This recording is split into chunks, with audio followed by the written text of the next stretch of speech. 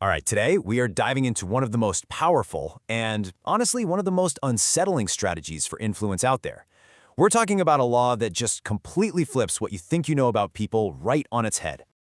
So can a single honest act really hide a dozen lies? I mean, think about it.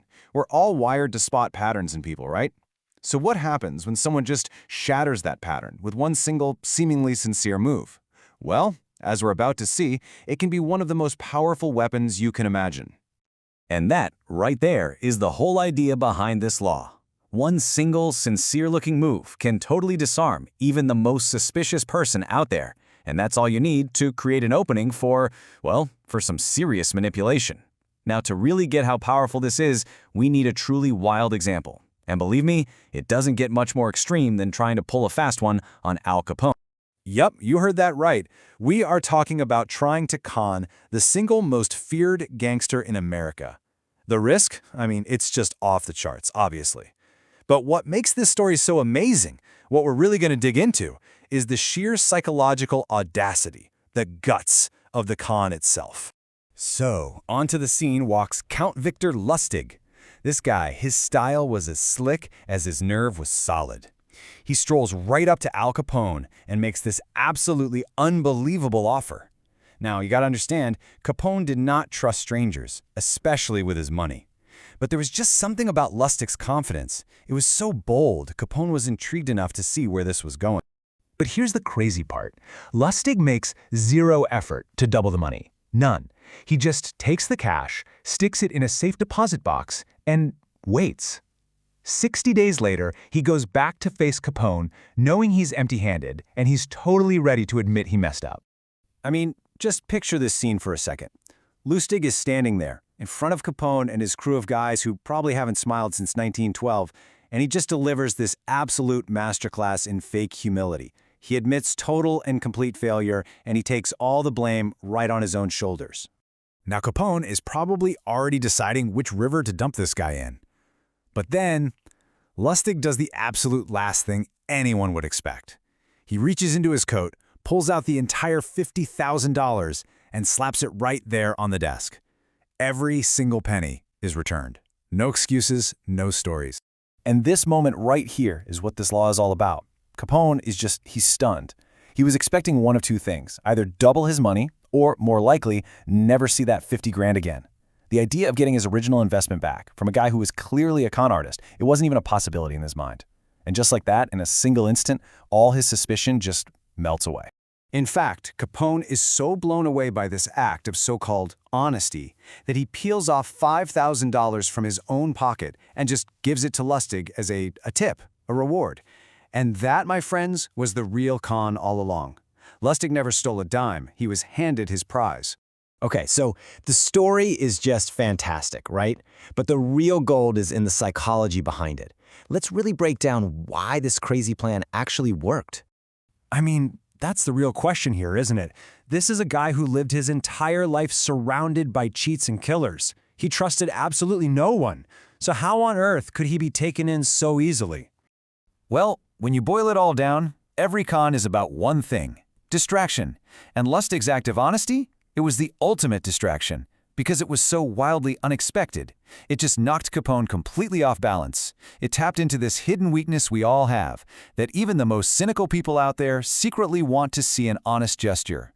And it created this powerful first impression that's really, really hard to shake. And look, this isn't some new trick Lustig invented. This is a timeless principle. It's an ancient idea, sometimes called giving before you take. Lustig gave Capone his money back. See how that works? By giving something up front, you soften your target up. You make them feel comfortable, which makes them way less likely to notice what you're really about to take.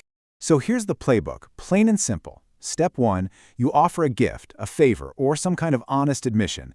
That gesture acts like a total smokescreen. It lowers their defenses, they're distracted by how generous you are, their guard is completely down, and that's when you make your real move. It's just so much more effective than trying to take something by force.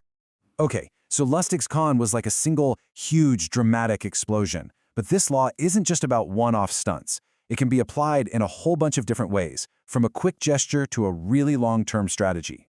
You can really think of it in two main ways. First, you've got the lightning strike. That's the Lustig approach. A single, powerful act designed for shock and awe, instant distraction. But then you've got the slow burn.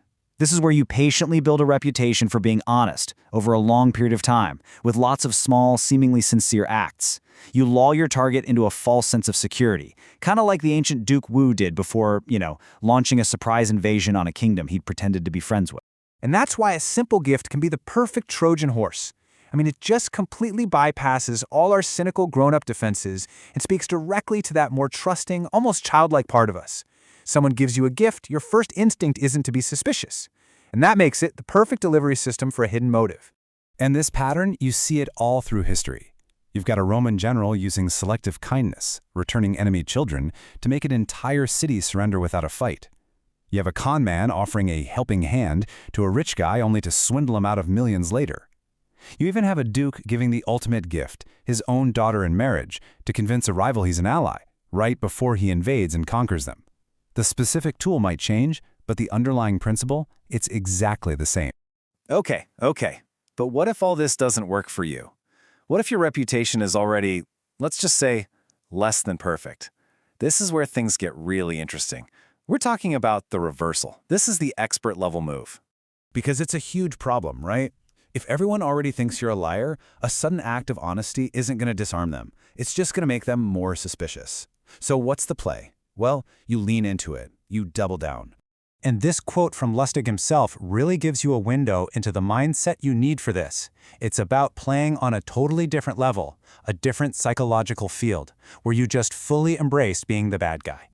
This next story is just unbelievable. When Lustig was trying to pull off his most famous con ever, literally selling the Eiffel Tower, he could feel that his target was getting suspicious. So what did he do? He acted more corrupt. He leaned in and asked for a bribe. And at that exact moment, the buyer completely relaxed. You want to know why? Because in his world, of course, a government official would be corrupt and ask for a bribe. Lustig's dishonesty is what made him seem real. The famous diplomat Talleyrand was an absolute master of this. His reputation as a liar was legendary, and he used that reputation like a shield. He would tell small, obvious lies all the time, just constantly. So when it came time to hide a really important truth, nobody could tell the difference. It was like he created this constant fog of deception that made it impossible for anyone to see what he was actually doing. So, after all that, what's the big takeaway? It's that a single gesture, honest or not, can change absolutely everything. And it really leaves you with a question that'll stick with you, right? The next time you see some totally unexpected act of generosity or kindness, you have to wonder, is it a real moment of sincerity? Or is it just the perfect hiding place for something else?